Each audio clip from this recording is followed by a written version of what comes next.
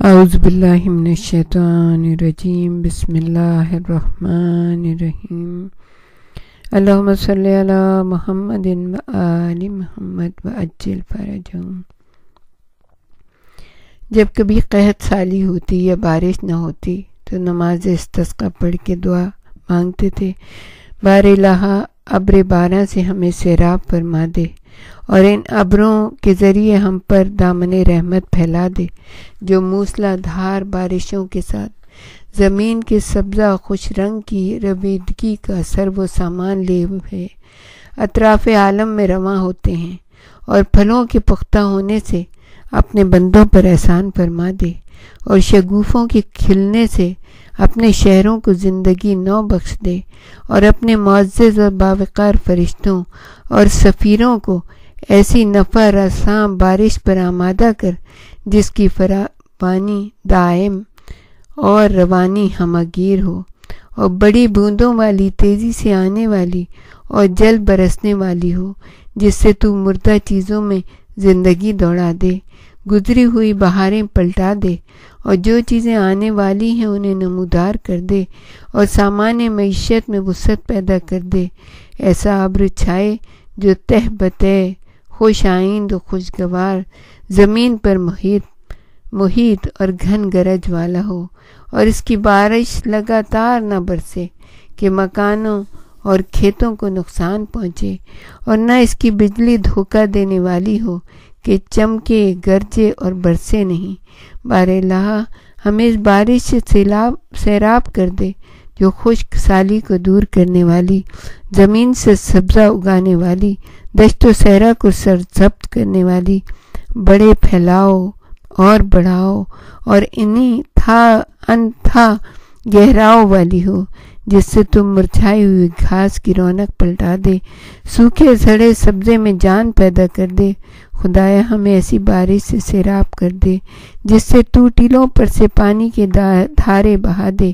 کنویں چھلکا دے، نہریں جاری کر دے۔ سبحان اللہ۔ درختوں کو تر و تازہ و شاداب کر دے، شہروں میں نرخوں کی ارزانی کر دے، چوپاؤں اور انسانوں میں نئی روح پھونک دے، پاکیزہ روزی کا سر و سامان ہمارے لیے مکمل کر دے، کھیتوں کو سرسبز و شاداب کر دے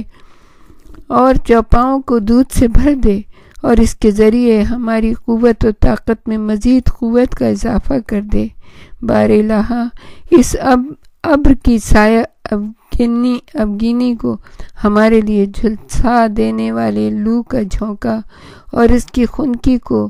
نحوست کا سرچشمہ، اور اس کے برسنے کو عذاب کا پیش خیمہ، اور اس کے پانی کو ہمارے کام و دہن کے لیے شور نہ قرار دینا، یعنی کڑوا نہ قرار دینا۔ بار الہ رحمت نازل فرما محمد صلی اللہ علیہ وآلہ وسلم اور ان کی آل پر، اور ہمیں آسمان و زمین کی برکتوں سے بہرہ مند کر دے، اس لیے کہ تو ہر چیز پر قادر ہے۔ پروردگار عالم سے نماز استسقاء کہ طریقہ یہ ہے کہ جمعے کے دن خطیب یہ اعلان کرے کہ لوگ اپنے اخلاق و اطوار کو شائستہ بنائیں، توبہ اور استغفار کریں، حقوق سے سبکدوش ہوں، اور کل سے 3 مسلسل روزے رکھیں، اور تیسرے دن عجز و انکسار کے ساتھ توبہ اور استغفار کرتے ہوئے کھلے میدان کی طرف نکل کھڑے ہوں۔ اس طرح کے جوتے اتار کر ہاتھوں میں اٹھا لیں، بچے، بوڑھے، بزرگ، عورتیں اور چوپائے بھی ساتھ ہوں، بچوں کو ماؤں سے علیحدہ کر دیا جائے، اور صحرا میں پہنچ کر مؤذن 3 بار الصلاۃ الصلاۃ الصلاۃ، اور امام 2 رکعت نماز استسقاء کی نیت کرے، حمد و سورہ بلند آواز سے پڑھے، سورہ ختم کرنے کے بعد 5 مرتبہ تکبیر کہے، اور ہر تکبیر کے بعد قنوت کے لیے ہاتھ اٹھائے اور یہ دعا پڑھے: بار الہ تو نے اپنے بندوں، کنیزوں اور چوپاؤں کو سیراب فرما اور اپنے دامن رحمت کو پھیلا دے، اور اپنے مردہ شہروں میں پھر سے زندگی بخش دے۔ چھٹی تکبیر کہہ کر رکوع میں جائے، دونوں سجدوں کے بعد دوسری رکعت کے لیے کھڑے ہو، حمد و صلات کہے، پھر 4 مرتبہ تکبیر کہے، ہر تکبیر کے بعد یہی قنوت، اور 5ویں تکبیر کہہ کر رکوع میں جائے، سجود کرے، تشہد کے بعد نماز ختم کرے، اور ختم نماز کے بعد منبر پر جائے اور اپنی ابا کا دایاں حصہ بائیں طرف اور بایاں حصہ دائیں طرف کر لے. ابا کو اس طرح الٹنے سے اس طرف اشارہ ہے کہ خداوند عالم اس طرح موسم میں تبدیلی کرے، خشک سالی کو سیرابی میں بدل دے. 2 خطبے پڑھے. خطبوں سے فارغ ہونے کے بعد قبلہ رخ ہو کر 100 مرتبہ اللہ اکبر کرے، پھر دائیں طرف 100 مرتبہ لا الہ الا اللہ، پھر بائیں طرف رخ کرے 100 مرتبہ سبحان اللہ، پھر لوگوں کی طرف منہ کر کے الحمدللہ 100 مرتبہ کہے. تمام لوگ بھی اس کلمات کو دہراتے جائیں. یہ نماز طلوع آفتاب سے غروب آفتاب تک پڑھی جاتی ہے. دیکھیے ہمارے ہاں یہ تمام چیزیں پتہ ہی نہیں ہے کسی کو، بس 2 رکعت نماز پڑھی اور اس کے بعد بس کچھ بھی نہیں اور دعا کی اور ختم. نہیں، کتنا طریقے سے سسٹمیٹیکلی بتائیں کہ اللہ کی طرف مسلسل رغبت اور اس سے پہلے حقوق کو ادا کرنا ہے، توبہ استغفار کرنی ہے، اپنے اخلاق کو درست کرنا ہے. کتنی چیزیں ہیں. اور اس کے بعد نماز استسقاء جب پڑھی جاتی تھی اور اللہ کے نیک بندے کبھی نماز استسقاء